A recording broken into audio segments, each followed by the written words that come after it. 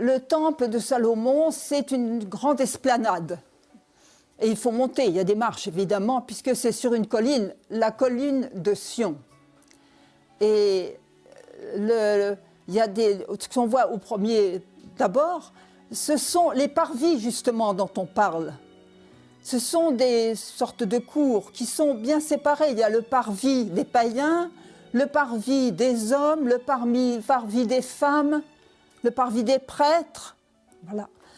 Alors après ces parvis, ce qu'on voit, c'est l'autel, tout de suite. Il est monumental, puisque le temple, c'est ce lieu des sacrifices, avec tout ce qu'il y a autour, parce que pour les sacrifices, il y a plein de cérémonies de purification, donc il y a beaucoup d'eau, enfin, il y a beaucoup de choses autour de l'autel. Et seulement après, on a la maison elle-même, qui a 3 parties. Il y a le vestibule, il y a le saint, et puis le saint des saints. Et c'est là qu'on a apporté l'arche d'alliance que David avait déposée sous une tente près du palais, à un emplacement où sera plus tard construit le temple. Et l'arche d'alliance, vous vous souvenez, ce n'est pas une arche, c'est un coffre. C'est là où il y a les tables de la loi. Et dès qu'on a installé l'arche dans le Saint des Saints, eh bien à ce moment-là, la nuée a envahi le temple. Et au point que les prêtres ont dû en sortir parce que c'était irrespirable. On ne pouvait pas rester en présence de cette nuée. Alors la nuée, ça nous rappelle Moïse. Ça nous rappelle que c'était dans cette longue marche des Hébreux dans le désert, c'est la nuée qui, comme un GPS céleste, guidait le peuple et même ne montrait pas seulement l'itinéraire, mais les pauses. Et dès que la nuée s'arrêtait, on faisait une pause. Là, les Lévites, qui étaient seuls habilités à toucher à l'arche d'alliance, montaient la tente. La tente, on l'appelait la tente de la rencontre. Et puis, ils portaient, avec beaucoup de précaution, l'arche de l'alliance. C'est là aussi, alors la nuée était au-dessus de la tente, c'est là que Moïse, quand il avait un problème, et il en avait, allait rencontrer Dieu. Alors, il marchait vers la tente, tous les Hébreux étaient à la porte de leur tente, fixaient Moïse jusqu'à ce qu'il rentre dans la tente, et là, la nuée descendait, et à ce moment-là, il restait prosterné pendant tout le temps de cette rencontre. Et dans cette rencontre, il est dit que Dieu parlait à Moïse face à face, comme un ami parle à un ami. Quelle chance avait Moïse de cette intimité avec Dieu. Alors c'est pour ça que la nuée, c'est un signe très important. Et si la nuée a rempli le temple, c'est que le Seigneur accepte d'être dans ce temple. Il l'avait fait avec réticence, il préférait visiblement la tente, mais il avait accepté. Et là, il faut imaginer, Salomon est à genoux devant donc l'autel et il fait une très belle prière. Je peux vous en lire quelques extraits. Je les ai là. Oui, où est-ce que je l'ai mis? Pas grave, voilà. Alors, il commence par dire, Seigneur, on sait bien qu'on ne peut pas te contenir dans aucune demeure sur terre. Même les cieux des cieux ne te contiennent pas. Mais si tu le veux, c'est la demeure de ton nom dans ce temple qui va résider. Et il va faire une sorte de prière universelle, comme la nôtre. Il va dire plusieurs cas en disant, si quelqu'un qui a péché vient dans ce temple, écoute et pardonne. À chaque fois, il y aura, c'est comme le refrain quand on dit « Seigneur, exauce-nous », c'est « écoute et pardonne » ou « Seigneur, écoute et agis ». Alors, il va même penser à le cas où le peuple aurait tellement péché qu'il serait emmené en exil. Et de loin, si ton peuple rentre en lui-même et se repent, et qu'il se tourne vers ce temple et vers Jérusalem, alors écoute et agis. Puis pense aussi à l'étranger. Si un étranger vient jusqu'à ce temple, et te prie, exauce ses prières, parce que c'est comme ça que toutes les nations sauront que tu es Dieu. Alors, Dieu a accueilli la demande de Salomon et il lui a répondu en lui apparaissant une deuxième fois. Il avait déjà apparu à Salomon tout au début de sa carrière de roi, quand Salomon avait demandé « Je ne sais pas très bien, ton peuple il est immense, comment vais-je faire ?» Il lui a dit « Demande-moi ce que tu veux. » Et Salomon avait dit « Donne-moi un cœur qui écoute. » Ça avait plu au Seigneur. Et il avait dit en même temps, tu seras puissant, tu auras les richesses, je t'accorde tout ça. Alors, quand il apparaît une deuxième fois à Salomon, il le met en garde. Il lui dit, si jamais vous péchez par trop, oui, je vous retrancherai du pays que je vous ai donné, vous serez en exil, et de ce temple, il ne restera rien. Les gens passeront à côté et se moqueront, et diront, qu'est-ce qu'ils ont fait pour que leur Dieu en vienne là? C'était une mise en garde qui avait ses raisons, car ce qui fait de la peine, c'est que Salomon, parmi les rois de Juda, sera le premier à pécher contre le Seigneur en ne lui étant pas fidèle. Sa faiblesse, c'est qu'il aime les femmes, et surtout les femmes étrangères. Et à ce moment-là, à chaque fois qu'il amène une femme, eh bien, elle amène le culte de son Dieu. C'est un Dieu païen. Et il est arrivé que Salomon, ça paraît inconcevable, accepte de rendre un culte à des dieux étrangers. Ça n'a pas plu au Seigneur, qui a décidé finalement que ce grand royaume, ça ne convenait pas, et qu'il allait en retrancher une partie. Et la façon dont il s'y prend est curieuse. C'est du vivant de Salomon, mais il lui avait dit, si je punis, ça sera ton fils qui en sera puni. Il pense, il y a un officier de Salomon, Jéroboam, qui fait bien son travail, et Dieu lui fait rencontrer un prophète. Alors c'est une époque, pendant toute la période des rois, où il y a beaucoup de prophètes, des grands prophètes, et puis des petits prophètes. Et celui-là, c'est un petit prophète, c'est même pas la peine de retenir son nom. Et il vient d'acheter un manteau neuf. Et ce manteau neuf, il fait une chose curieuse, il est seul avec Jéroboam dans un champ, il le découpe en 12 morceaux. Et il lui dit, tu en auras 10 morceaux. Ça veut dire qu'effectivement, le royaume, grand royaume qui rassemblait toutes les tribus, sera découpé en 2 royaumes.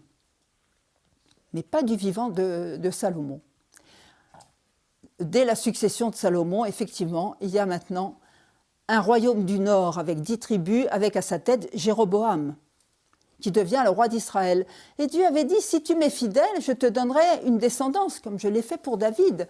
Il était prêt, mais Jéroboam n'avait pas beaucoup de disposition pour être fidèle à Dieu, car tout de suite, il a construit 2 sanctuaires qui étaient les sanctuaires rivaux de Jérusalem, tout simplement en se disant comme ça, les gens du nord n'iront pas jusqu'à Jérusalem, parce que sinon ils vont comploter contre moi et ils vont m'assassiner. C'était prêt à tout. Donc, il crée 2 sanctuaires et il y installe des taureaux d'or. Ça rappelle le veau d'or dans le temps du désert. Et les vrais juifs pieux du royaume du nord continuent d'aller à Jérusalem en pèlerinage. On en a la trace dans un petit livre que je vous incite à lire, c'est le livre de Tobie. Ça raconte une histoire qui se passe justement chez des Juifs venant du royaume d'Israël, du Nord, et qui sont exilés à Ninive. Et le vieux Tobie raconte, il se souvient du temps où il allait à Jérusalem avec d'autres amis, et ils n'étaient pas nombreux. Donc c'est signe qu'effectivement, le Nord, ils ne sont pas... voilà. Alors après, donc il y aura 2 royaumes, et on va surtout s'intéresser au royaume de Juda, puisque ce qui nous intéresse, c'est le temple. Alors, il va se succéder toute une série de rois, les rois de Juda. Il y en a 3 dont on peut se souvenir. Il il y a Asa, à cause des mots croisés, mais aussi parce qu'il a été agréable à Dieu. Ils vont être peu nombreux à être agréables à Dieu. C'est bien simple, la différence, c'est que ceux qui sont agréables à Dieu, fidèlement, continuent à adorer le vrai Dieu, et puis les autres, c'est les cultes païens. Et puis il y a deux autres rois importants, c'est Ézéchias et Josias. Il n'y a pas beaucoup d'autres choses à retenir finalement cette succession de rois de Juda. Et ce n'est pas aujourd'hui que je vais vous raconter toutes les choses horribles qui se seront passées dans le temple. Ce n'est pas le jour, c'est le jour de la joie. On va essayer quand même de ne pas se complaire dans ces histoires. Il suffit de citer le nom d'Athalie. Enfin, il y aura des choses épouvantables dans le temple. Alors, Ézéchias, il y a aussi une date très importante à retenir, c'est moins 587, parce que ça sera la destruction du temple. Et ça, c'est une date vraiment importante. Donc, Ézéchias, pour vous situer un peu en gros, c'est 150 ans avant la destruction du temple. Et lui est attaché à retrouver le véritable culte, parce que ça a complètement dégénéré. Il y a des idoles même dans le temple. Et Ézéchias va, d'une certaine manière, faire le ménage. Par exemple, il détruit, ils avaient pris comme idole, et ça c'est le serpent d'airain que Moïse brandissait dans le désert pour qu'on soit sauvé, eh bien ils s'en étaient emparés, ils en avaient fait une idole. Ce qui est vraiment une perversion. Donc il casse le serpent d'airain, et il casse toutes les idoles à Baal. Et puis il organise une cérémonie de purification du temple. C'est un peu comme dans nos églises. Quand il se passe quelque chose d'épouvantable, un peu comme il y a eu, hélas, avec le père Hamel, on l'a tous en mémoire, on a fait une cérémonie de purification. Et Ézéchias organise une grande célébration de purification. Alors, il y a toujours, et pour nous ça nous choque un peu, mais les holocaustes, c'est-à-dire qu'on sacrifie les animaux, on les offre à Dieu, on les fait brûler sur l'autel. Et là, il y aura 7 taureaux, 7 béliers, 7 boucs et 7 agneaux. C'est des chiffres symboliques. Pour demander pardon, c'est la façon dont on a, à l'époque, de demander pardon au Seigneur pour toutes ces fautes épouvantables. Et là, il y a aussi, à ce moment-là, au cours de cette célébration, les chants de louange, les chants de David, avec tous les instruments. On chante beaucoup dans ces célébrations. Après ça, il va organiser une Pâque extraordinaire, parce qu'il va, un peu comme nous quand on fait les JMJ, parce qu'il envoie des messagers partout, même dans le royaume du Nord. Alors le royaume du Nord, à ce moment-là, c'est sous le règne d'Ézéchias, il a été balayé par les Assyriens. Il n'y a plus de roi du Nord maintenant. Et il y a eu des grands prophètes par contre, Élie et Élisée dans le royaume du Nord, qui ont justement essayé d'empêcher les rois de faire n'importe quoi. Donc il n'y a plus de rois. Alors il envoie des messagers partout dans le royaume du Nord et puis aussi en Juda pour dire on organise une Pâque à Jérusalem, venez tous. Dans le Nord, ils ont été plus ou moins bien reçus. Il y en a qui se sont moqués, mais il y en a qui sont venus. Et il y avait énormément de monde à Jérusalem. Et évidemment, la Pâque, ça implique de faire des purifications. C'est un rituel très strict. Il fallait vraiment... Or, Ézéchias se rend compte d'une chose, c'est pour montrer comme il est humain, c'est que la logistique n'a pas suivi et que beaucoup arrivent à la Pâque sans s'être purifiés. Mais c'est très grave pour l'époque. Il se dit, mon Dieu, si le Seigneur s'en rend compte. Alors, il prie et il dit, Seigneur, il ne faut pas que tu nous tiennes rigueur, et surtout à ceux qui n'ont pas pu se purifier, ce n'était pas possible. Et le Seigneur comprend. Donc, la Pâque se passe dans une atmosphère de joie incroyable. Je vous dis les JMJ. Et ils sont tellement heureux, normalement, ça dure une semaine. Ils ont rajouté une semaine. tellement c'était réussi. Et puis ensuite, ils sont tous repartis chez eux, un peu comme quand on revient comme ça d'une rencontre exceptionnelle, tout heureux, et c'est vrai qu'on dit qu'ils avaient la joie dans le cœur. Bon, au passage, ils démolissent tout ce qui est idole païenne dans n'importe quel coin de campagne. Ça, ils font aussi le ménage. Alors, une autre histoire qui concerne Ézéchias, c'est le roi d'Assyrie a décidé, après avoir eu le royaume du Nord assez facilement, il s'est dit maintenant, ça va être le royaume de Juda. En plus, Juda, c'était beaucoup plus petit, c'était facile, et il assiège Jérusalem. Et à ce moment-là, ça se passe, il envoie quelqu'un, c'est son grand échanson, c'est des personnages importants, et qui est chargé de dire aux Judéens qui sont dans Jérusalem, ils voient ça, eux, du haut de leur rempart, ne résistez pas, ouvrez-nous les portes. Vous avez vu comment ça s'est passé dans le Nord. Hein? Et puis tous les peuples qu'on a asservis, aucun de leurs dieux ne les a défendus. Parce qu'à l'époque, quand un peuple était vaincu, c'est son Dieu, d'une certaine manière, qui était vaincu. Mais il n'y a pas de réponse. Alors il écrit au roi Ézéchias. Et il lui écrit ça, il lui écrit la même chose. Il écrit une lettre en lui demandant de se rendre. Et Ézéchias, il est meurtri par une chose, c'est parce que dans cette lettre, le roi d'Assyrie, Sennachérib, injurie le Seigneur. Alors, qu'est-ce qu'il fait? Il prend la lettre, il monte au temple, il l'étale, et il dit au Seigneur, mais regarde ce qu'il écrit sur toi. Tu ne peux pas supporter ça, ce n'est pas possible. Eh bien, le Seigneur écoute la prière d'Ézéchias, et dans la nuit, l'ange du Seigneur frappe l'armée des Assyriens, 180 000, enfin, ils sont rétamés. Et Sennachérib retourne honteux à Ninive, en Assyrie. Et on en a l'écho justement dans le livre de Tobie.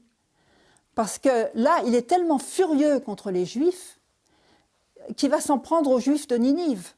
Il les persécute, il en tue beaucoup et il interdit même qu'on les enterre. Et c'est là que le vieux Tobie a des problèmes, parce que lui, qui est un Juif pieux, il enterre tous les morts. Voilà. Donc ça, c'est l'épisode d'Ézéchias qui réussit. Et puis il y a encore un autre épisode avec Ézéchias. Alors, du temps d'Ézéchias, le prophète qui aide les rois, les prophètes sont heureusement là pour avertir les rois, c'est Isaïe. Ézéchias, il tombe malade, mais gravement malade. Et Isaïe lui dit, tu vas mourir.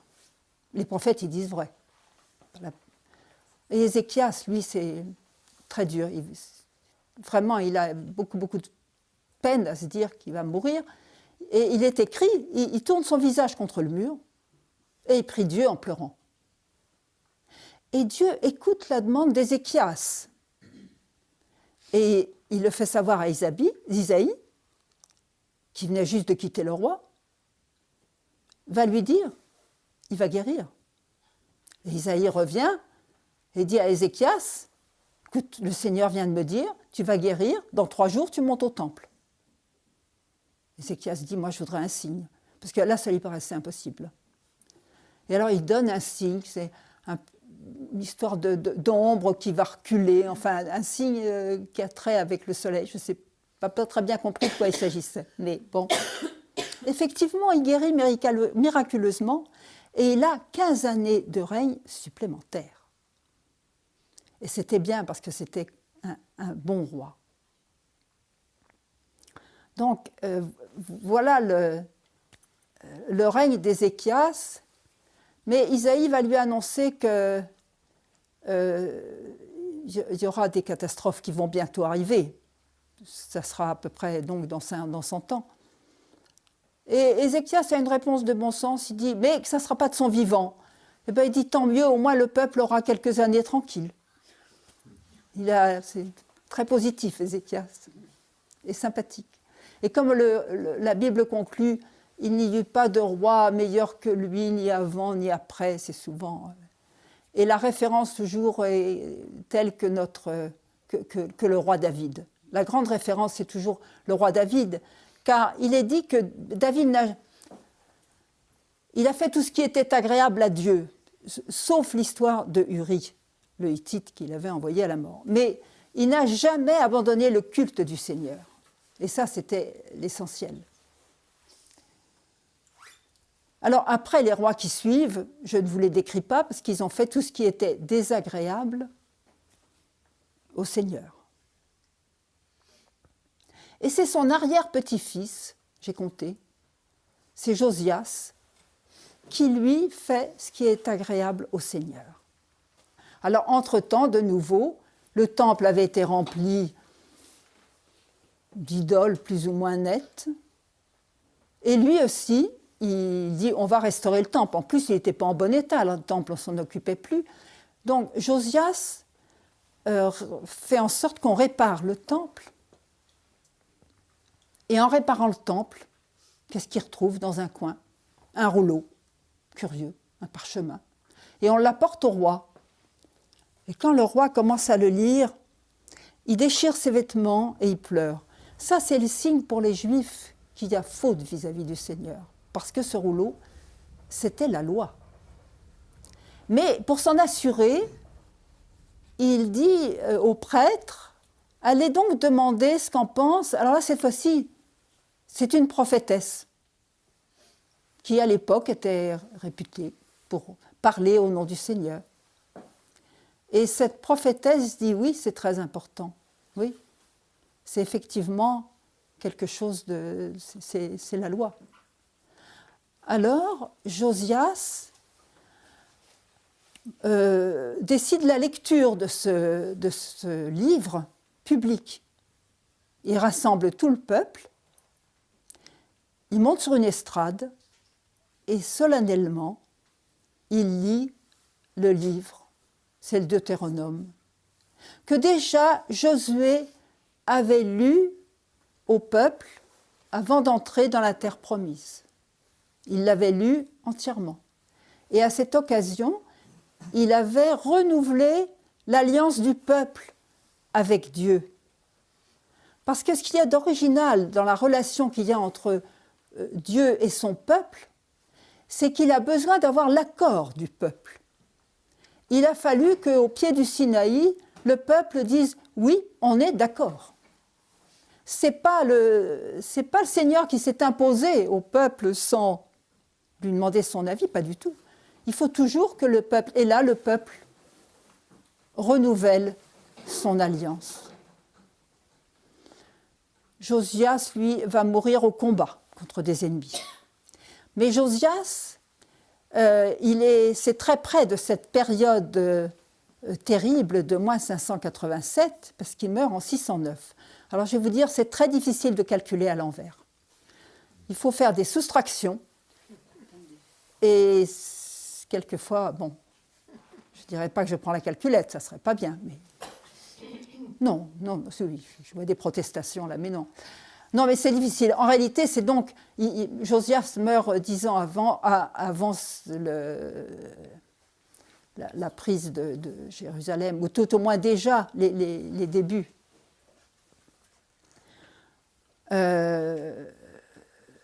Donc cette période-là à Jérusalem, elle est très trouble, parce qu'on sent, maintenant, ce n'est plus les Assyriens, c'est les Babyloniens qui vont assiéger Jérusalem. C'est Nabuchodonosor. Et il y a des tensions à Jérusalem. C'est là l'époque d'un grand prophète, c'est Jérémie. Parce que Jérémie, les uns, ils sont partagés. Évidemment, Jérusalem est très vulnérable. Certains disent qu'il faut résister.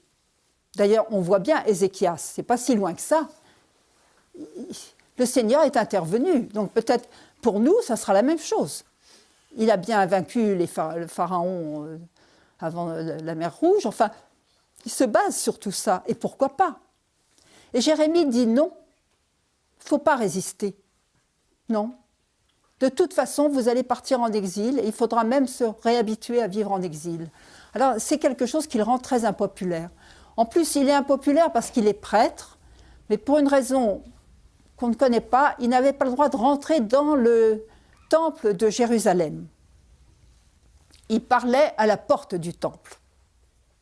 Et à la porte du temple, en plus, il était très impopulaire parce qu'il s'en prenait au culte qu'on rendait dans le temple au Seigneur, pas au culte lui-même, mais c'est le fait que ceux qui rendaient le culte, par contre, avaient une conduite mauvaise.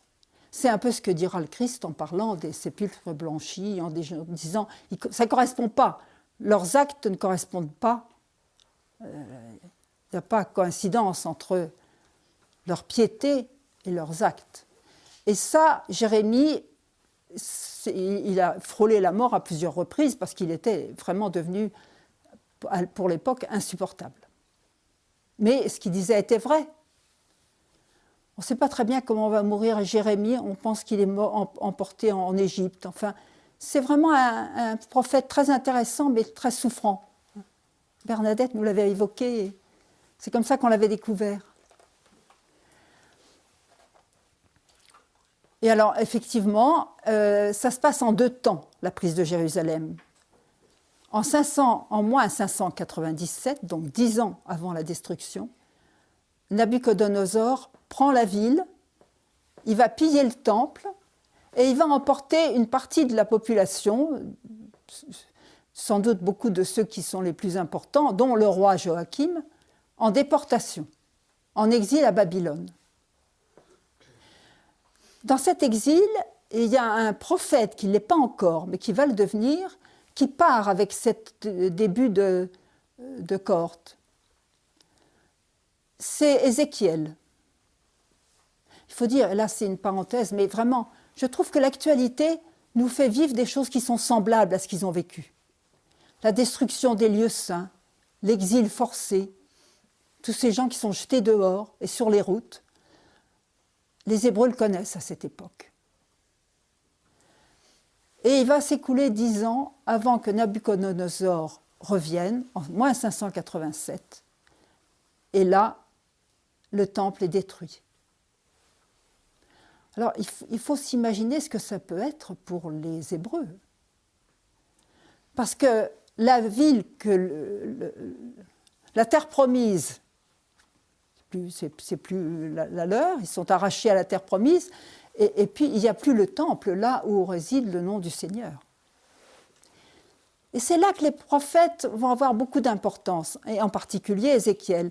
Ézéchiel, il reçoit sa mission de prophète alors qu'il est à Babylone, au bord d'un fleuve, dans une petite bourgade d'ailleurs, qui donnera le nom de Tel Aviv, la capitale actuelle de l'État d'Israël. Ézéchiel, là, le Seigneur lui demande d'être lui dit qu'il veut qu'il soit son prophète. Et il est prophète, mais alors lui, d'une manière assez curieuse. Il a des visions. Et il annonce aux gens qui sont en exil, à Babylone, qu'ils voient la gloire de Dieu quitter le temple. Parce que les nouvelles, à l'époque, elles n'arrivaient pas très vite. À une cohorte comme ça, il fallait compter 5 mois pour aller de Jérusalem à Babylone. Mais les gens de Babylone, les Juifs exilés, vont l'apprendre par Ézéchiel, qui annonce comme ça que le temple est détruit, puisque le Seigneur quitte le temple. Ça veut aussi dire que le Seigneur il quitte le temple et d'une certaine manière, il rejoint les exilés dans leur solitude.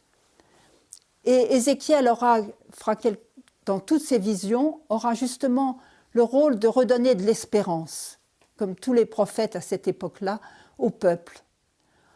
Et il raconte dans ses visions, il y a un ange qui le guide à travers le temple. Mais le temple restauré, et c'est comme ça qu'Ézéchiel redonne l'espérance, parce que la description qu'il fait du temple, ça ne sera jamais un temple réel, si on veut. C'est le temple dans l'espérance. C'est pour ça qu'on le retrouvera, mais dans un an, quand on va parler de la Jérusalem céleste. On retrouvera Ézéchiel. Et les Juifs en exil font leur vie à Babylone. Certains se réinstallent pas mal. Et chose surprenante, parce que Nabuchodonosor va être balayé par les Perses, et le roi des Perses, Cyrus, va émettre un édit disant que le roi du ciel lui a demandé de rebâtir un temple pour lui à Jérusalem. Alors ça, c'est l'imprévu du Seigneur, parce qu'il aurait pu faire autrement. Enfin, aller demander ça au roi des Perses, ça dépasse un peu l'entendement. Et pourtant, Cyrus a pris ça au sérieux. Et il a dit que tous ceux qui viennent du royaume d'Israël repartent là-bas et rebâtissent le temple. Ils sont restés en exil 50 ans. Et eh bien, ils vont, pas tous, il y en a certains qui vont rester là-bas. Ils repartent donc avec cette mission inattendue de reconstruire le temple du Seigneur. Ils reviennent à Jérusalem, tout contents, enfin, avec cette mission importante. Et là, ils sont mal accueillis. Parce qu'entre-temps, les gens se disent reconstruire le temple, ça va nous faire des ennuis, ça va être compliqué, ça ne va pas aller, ça gêne. Ça gêne aussi les gens de Samarie, du royaume du Nord, qui n'ont pas du tout envie que le temple de Jérusalem soit reconstruit. Enfin, ils rencontrent une opposition assez forte. Mais ils commencent quand même, et ils vont commencer par la première chose importante, c'est poser l'autel. Ils posent l'autel, et là, ils font des sacrifices, une célébration, ça commence comme ça. Mais ça va s'arrêter. Ils n'ont pas encore fait, ils commencent les fondations, mais là, arrêt, parce que des gens vont dire, mais il ne faut pas le reconstruire.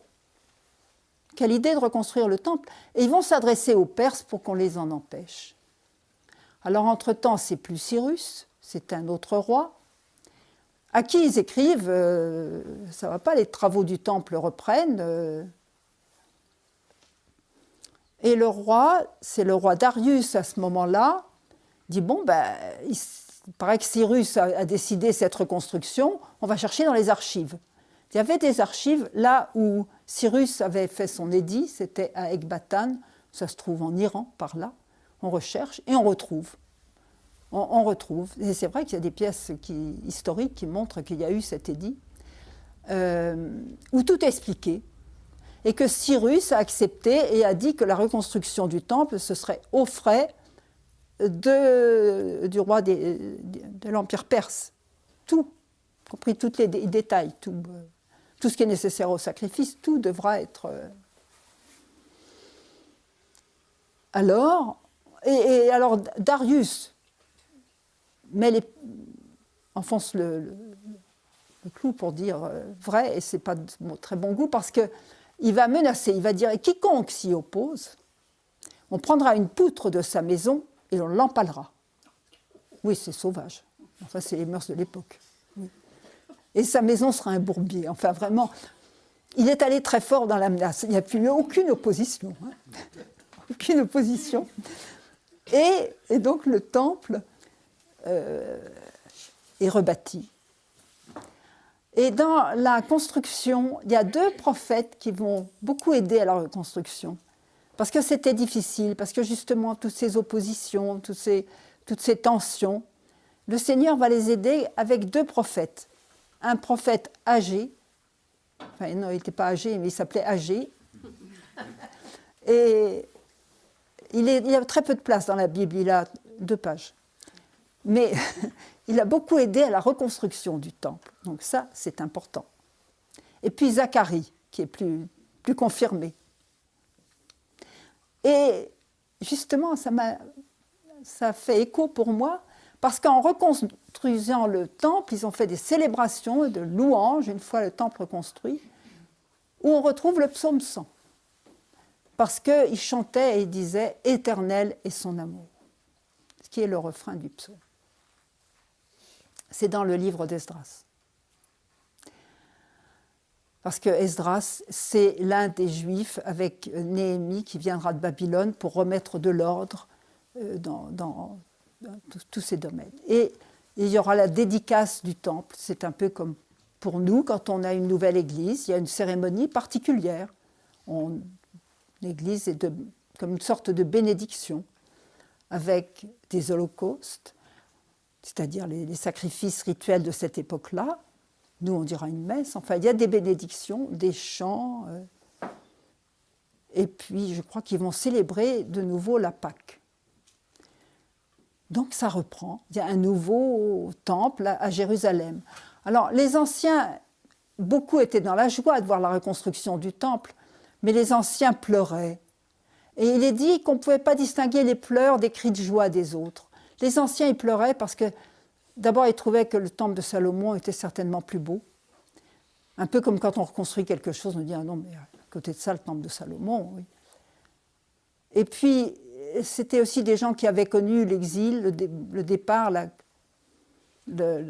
catastrophe, et ils étaient sans doute encore... Les traumatismes me revenaient. C'est drôle, c'est vraiment très actuel tout ça. C'est un peu comme quand on revient et qu'on voit les désastres, et qu'on est obligé de... Mais les jeunes... Il y avait beaucoup de cris de joie, mais on ne pouvait pas distinguer les deux tellement c'était mêlé.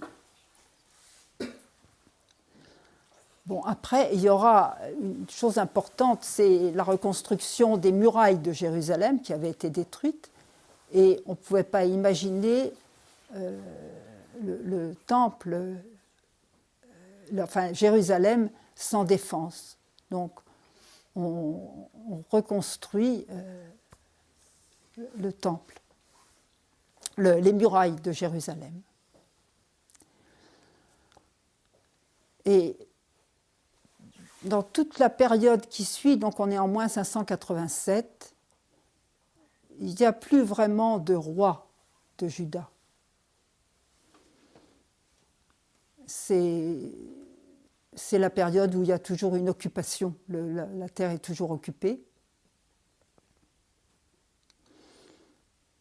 Mais les Hébreux sont toujours en lutte avec des ennemis. Enfin, ce n'est pas une période simple non plus.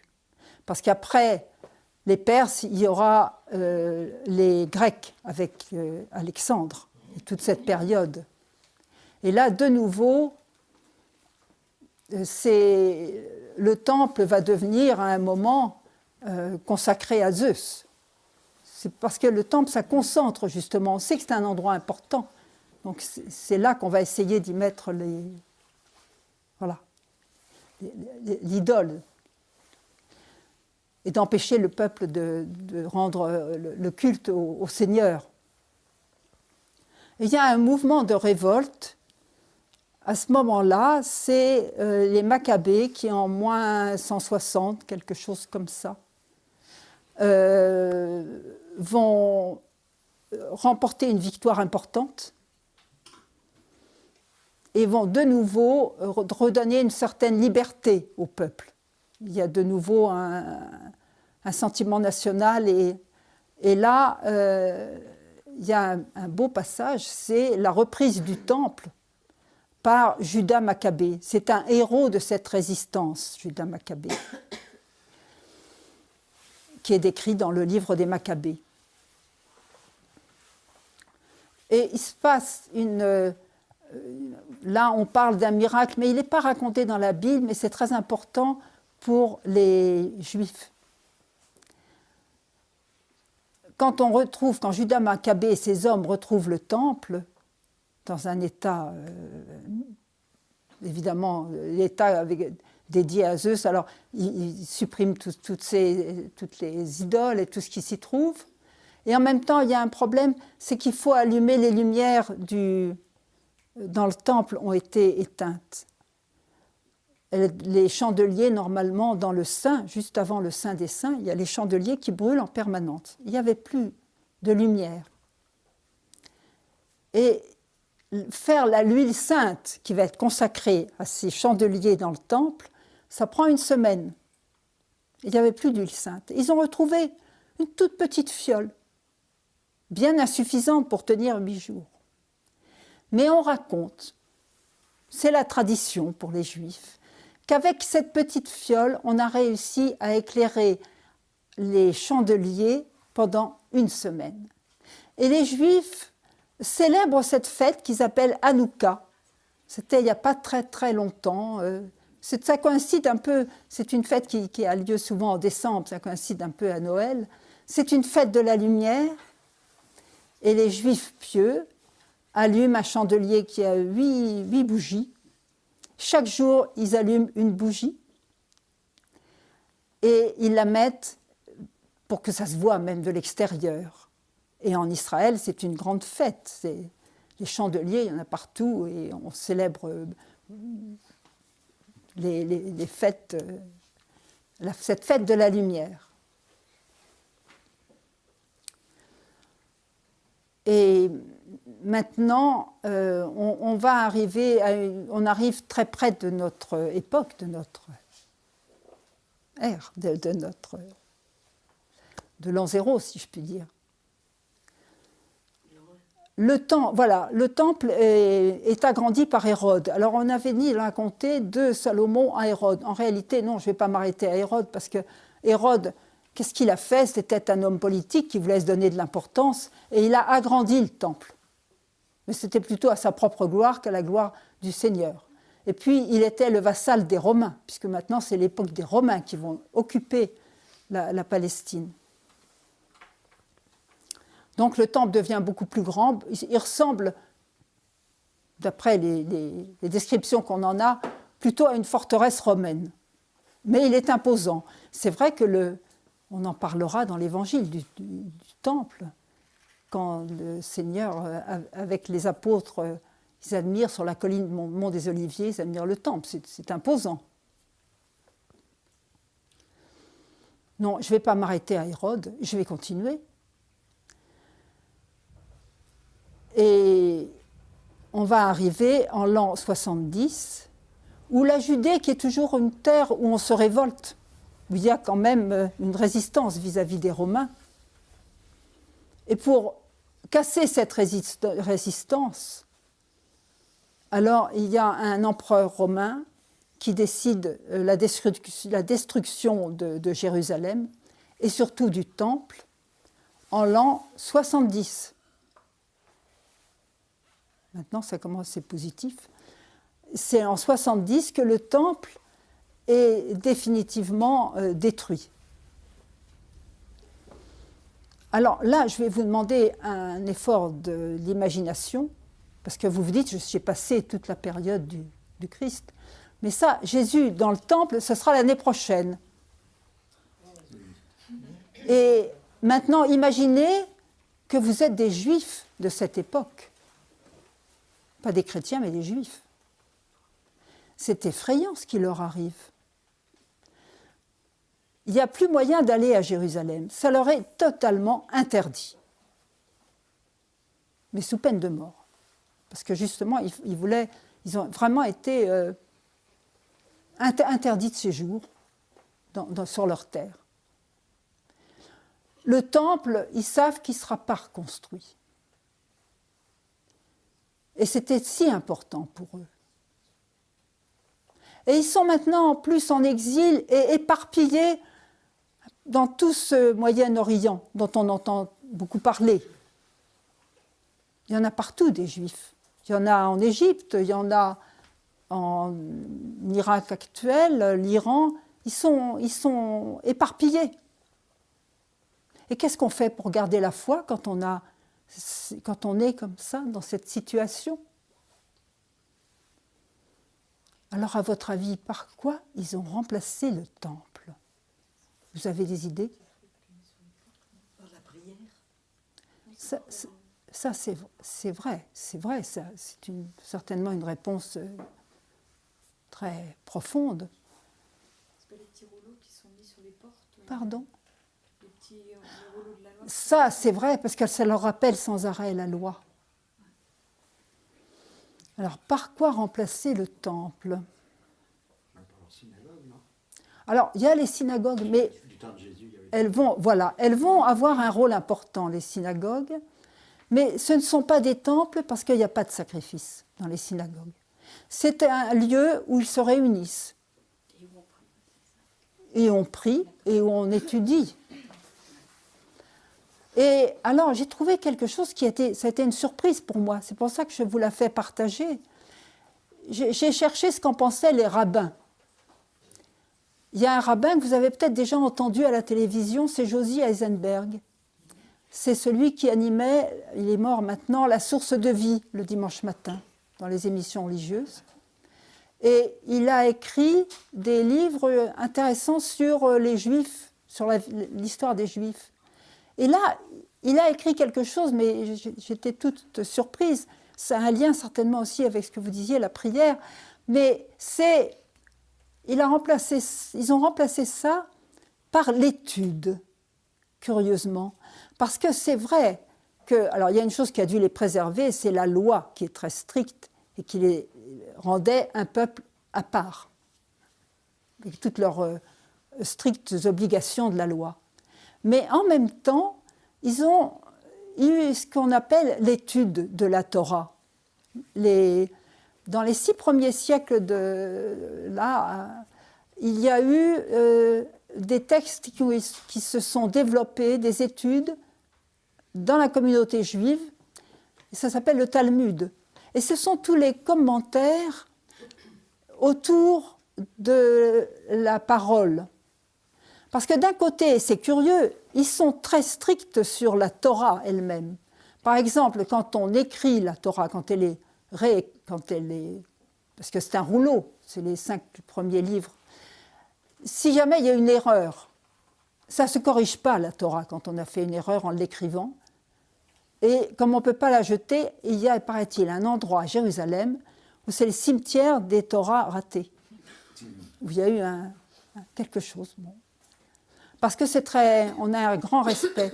Et on a un grand respect, justement, du texte dans sa lettre par lettre. Ça, c'est très important. Par contre, alors pour les commentaires, il y a une liberté extraordinaire. Dans ces écoles où, encore maintenant, on étudie la Torah, alors on rappelle que le rabbin un tel pensait ça, un autre pensait ça, mais on laisse une grande liberté à ceux qui sont là pour apprendre en disant « Et vous, qu'est-ce que vous en pensez ?» Ça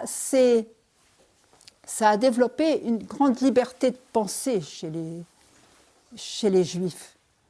C'est sur le plan pédagogique très, très riche, parce qu'il y a à la fois la parole qui est très importante, mais en même temps l'interprétation. Alors, ils peuvent passer des heures à réfléchir pour savoir quel est le fruit de l'arbre de la connaissance. Il n'est pas cité le fruit dans le texte. Alors on peut imaginer, est-ce que c'est bien la... Nous, on a tout de suite dit la pomme, mais ce n'est pas forcément la pomme. Ça peut être autre chose. Et là, il y a des discussions des rabbins qui vont donner N interprétations. Et puis, par exemple, pourquoi Moïse bégayait? Ben oui, Moïse bégayait. C'est vrai, c'est mis dans le texte. Mais ils ne restent pas là. Ils essayent de trouver une explication. Tiens, on pourrait penser que c'est ça. Ou alors c'est ça. Est-ce que... c'est très, très riche comme méthode de raisonnement, comme apprentissage, comme... vous voyez, on parle beaucoup des méthodes pour développer l'intelligence, les méthodes Montessori, ou tout ce qu'on veut. Mais alors cet apprentissage de la réflexion dans ces écoles a certainement été pour beaucoup, et aussi ça peut permettre de s'imprégner justement de la parole. Il est même arrivé qu'un rabbin dise, entre 1 heure d'étude et 1 heure à reconstruire le temple, il faut choisir l'étude. Ça a été quelque chose de très, très fort et que j'ai découverte justement à l'occasion de cette compter. Alors, je vous donne rendez-vous dans un an pour Jérusalem du temps de Jésus et la Jérusalem céleste. Mais avant qu'on se quitte, je voudrais terminer sur un psaume que je vais retrouver, sûrement. Oui. Il commence par « Quelle joie !» quand on m'a dit « Nous irons à la maison du Seigneur ». Maintenant, notre marche prend fin devant tes portes, Jérusalem. Jérusalem, te voici dans tes murs, ville où tout ensemble ne fait qu'un. C'est là que montent les tribus du Seigneur. Là qu'Israël doit rendre grâce au nom du Seigneur. C'est là le siège du droit, le siège de la maison de David. Appelez le bonheur sur Jérusalem, paix à ceux qui t'aiment, que la paix règne dans tes murs, le bonheur dans tes palais.